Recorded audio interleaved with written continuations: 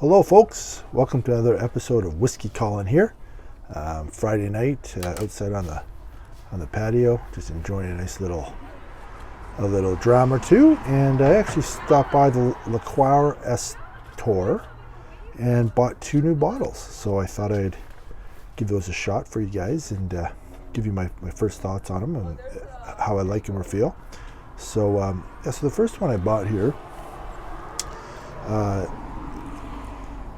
give you a shot of the bottle here. It's called Cooperstown. It's it's a beaut looking bottle, I would say. It's kind of a cool looking bottle. It says here I've never heard of it before. Just saw it in the liquor store.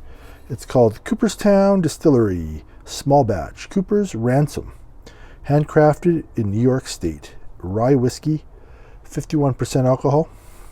So yeah, it's got a little story in the back here too, a little explanation of things here. It's I hope you got a dram tonight too. It's Friday night. Summer's just getting underway. Hope you're enjoying one yourself, or if you've had Coopers before, give that a pour and see if you agree with my tasting notes here. But anyways, it says here on the back here, a hand-selected blend of small batch 1 to 2 year old rye whiskeys. This 100% Cooperstown rye is crafted from logically grown rye and corn from Canajoree, New York. Sorry, this writing's really small. With an 80% rye grain bill, this young rye begins its journey in small to medium-sized new American oak barrels. It is then finished in used Cabernet Sauvignon barrels from Long Island, New York, where it gets its extraordinary color and distinctive character. An interesting spicy nose gives way to dark rye bread and caraway profiles on the palate, slowly fading into a gentle, sweet note at ending. Finished at cask strength, 102 proof, this distinctive rye is incredibly complex and uniquely different. Enjoy. Yeah, oh boy. Yeah, so, I've really been enjoying ryes lately. So this kind of caught my eye that it looks like it says 80% rye grain bill here. So that's kind of can be really interesting. And we'll see what this tastes like here.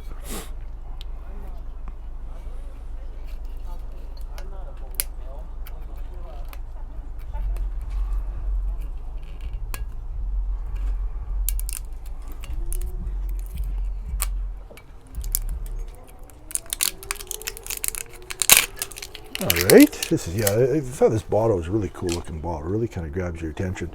Kind of a classic look to it. Let's give this a. Oh yeah, hear that? That sounded great.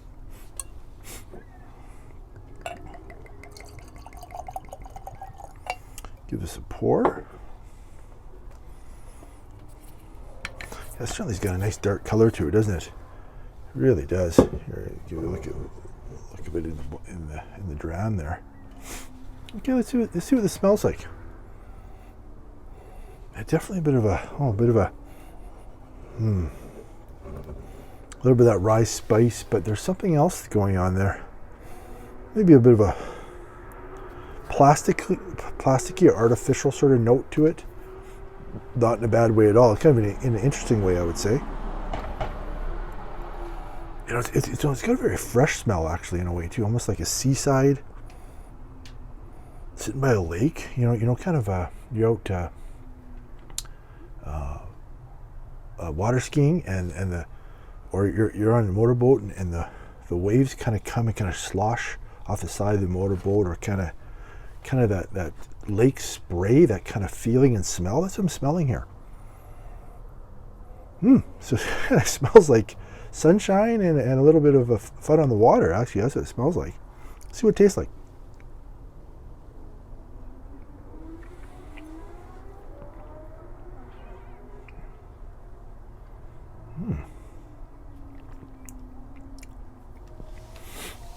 This is a really interesting first sip. The first half of the sip is just got a unique kind of, the smell on the palate, it kind of carries through, or the smell on the nose kind of carries through to the palate a little bit. It's got a nice, really fresh Again, I gotta say, almost a beachy kind of taste to it in a really nice way.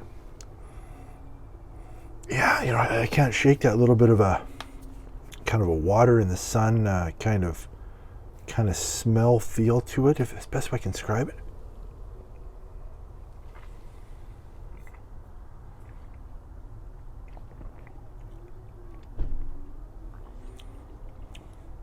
It's definitely got a little bit of a kind of a spice to it, a little bit of heat there, but it's also got a little bit of a coating texture, I would say, almost maybe a slight plasticky or waxy kind of texture, which I like. Like, I find a lot of some rye or bourbons will have a little bit of that waxy kind of overtone. Maybe that's the, sometimes maybe when it's been in wine barrels of one kind or another, maybe that's where that comes from. I think I've noticed that before, and it did say that this is in that. So it's in Cabernet Sauvignon barrels.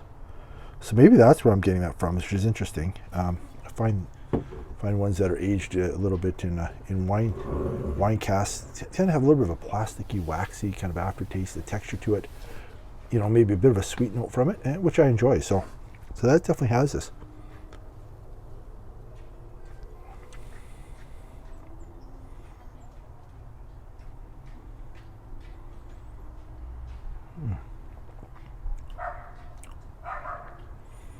Yeah, I'd say very, very easy drinking. It's not extremely, it's not extreme in any way, but it's got a nice little journey, nice relaxing kind of flow to it.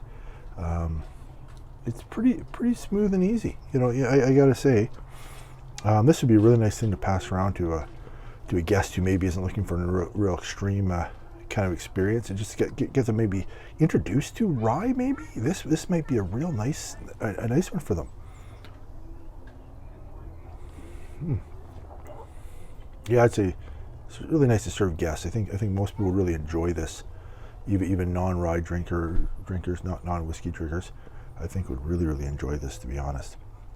That's really nice. Okay, so as a contrast, I'm going to try something else that I bought at the liquor store today, and that is a bourbon. Here it is. It's Larceny. I've never tried this one either, so this is fun. I'm going to see what this is like in general in comparison. This one's from Kentucky. It's 92 proof, 46% alcohol, established 1870.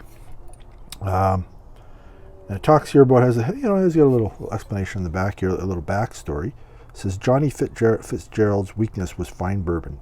As a treasury agent who at the time was the only person legally allowed to carry keys to the rick houses, he gave in to temptation, freely taking from the best barrels in each rick house. Those that contained wheated bourbon made with wheat instead of the traditional rye, these eventually became known around the distillery as Fitzgerald barrels.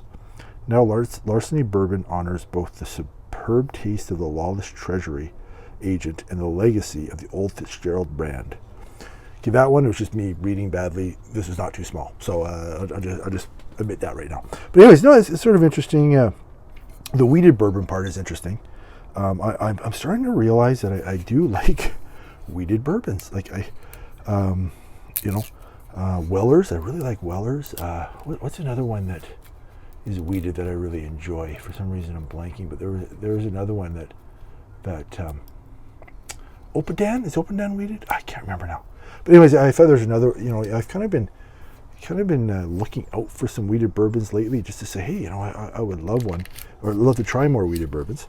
So I think I read about this one, and I kind of forgot that that's why I bought it. But I remember seeing the label and thinking, oh yeah, this is one I've wanted to try, and so it'll be interesting to see that wheated bourbon side of it here. So we'll take the top off this broad, and here we go. Oh, well, there we go. A little bit of a weak pop there. It kind of slipped out a little bit. Okay, anyways, this one definitely has a very rich color. I don't know if this was,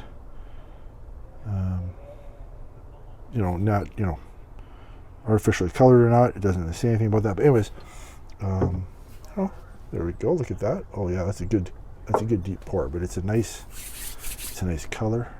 Isn't that a nice color? Kind of dark. Which always puts you in the mood to drink. Here, I'm gonna grab a little water here.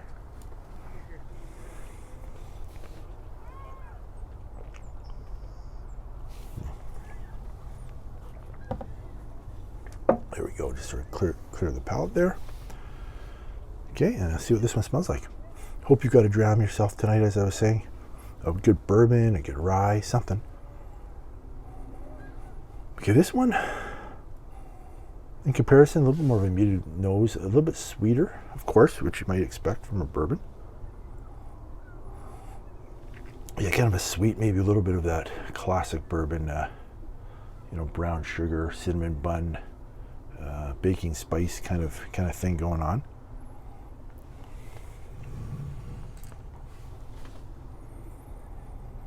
Yeah, but it's got a little bit of a little bit sweeter the more I smell it. A nice smell. It's a nice sweet. Give this a shot.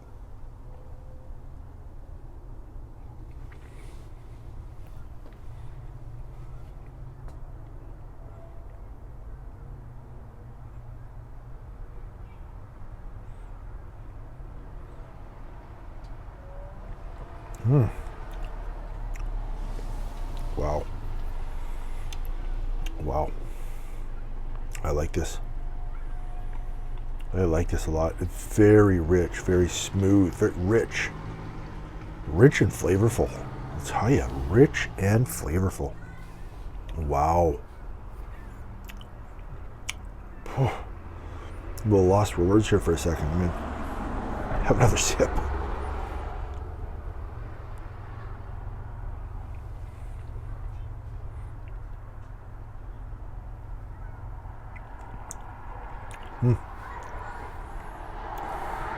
I don't know if I maybe taste a little bit of vanilla,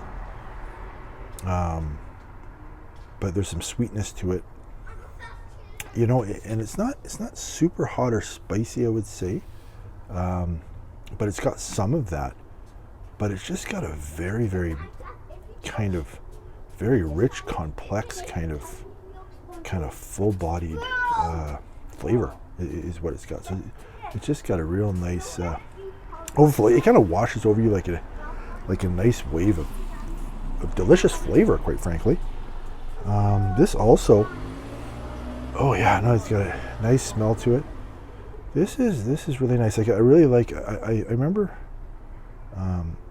hearing that this might be a little bit like Elijah Craig. For some reason, I remember hearing that somewhere. Maybe I misplaced that reference, but it tastes a little bit in that direction. And I love Elijah Craig. But this has got a real rich flavor. There's almost maybe a note of citrusy in there too, almost. I almost feel.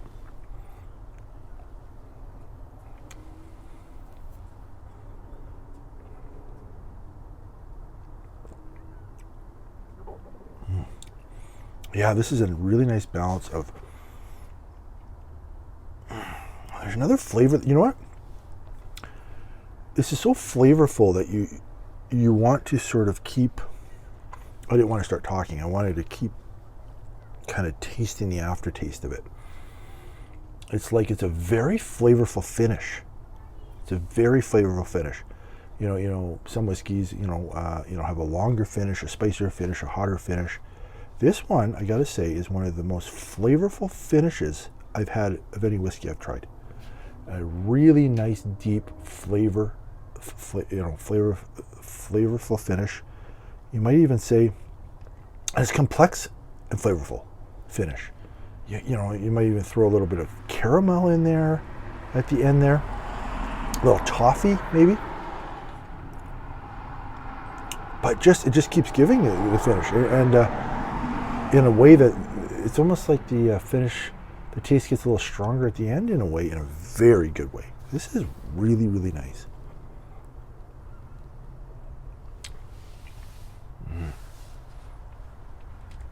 Yeah, I'm definitely getting a little bit more of a toffee now as I sip it more.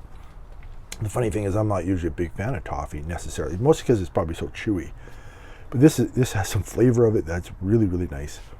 Boy, this is, I gotta say, I think this would be great to share with guests. It's a great thing to try. And I think this Larceny is quite reasonably priced as well. I can't remember. I think I bought it for around $60 or something, but I think it's really reasonably priced bottle. Boy, that's really nice. That's really nice. Now, show you guys again the bottle here. Of course, it's just the first impression, so we'll see as time goes on. But boy, that's nice. Both of these are nice. You can't go wrong with either of these. I think they'd be both great to share with guests. And to sit back and have one or two. In fact, I'm going to sit back and I'm going to have more of the Larceny right now. I'll tell you that right now. So going to do that here on this Friday night. I hope you guys have some yourself and enjoy the rest of the evening. And leave your thoughts in the comment section below. I'd love to hear from you guys. And we'll talk again soon. Maybe another video this weekend. Who knows? Okay, have a great night, guys. See ya.